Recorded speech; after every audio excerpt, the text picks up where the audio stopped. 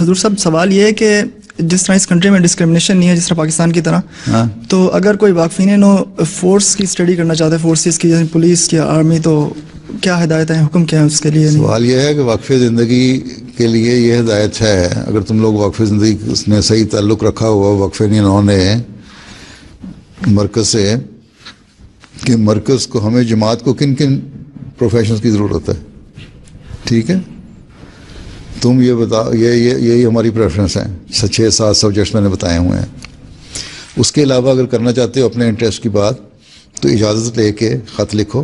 मुझे ख़त लिखो और भी इजाज़त लेके कि मेरा ये इंटरेस्ट है, मैं जा सकता हूँ। कई बाज़ों को मैंने आर्म फोर्सेस में या पुलिस में जाने की इजाज़त दी है वाक़फ़ीन नौ को, और फिर उनका ये काम है कि जहाँ जहाँ अपने फील्ड में जा रहे हैं, एक तो वो ये है कि वहाँ ये नहीं है कि दुनिया में गुम हो जाएं,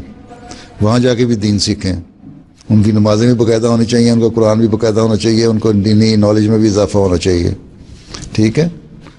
लेकिन इजाज़त लेके हर इंडिविजुअल केस के ऊपर होता है, जनरल कोई असूल नहीं बनाया जा सकता, ठीक।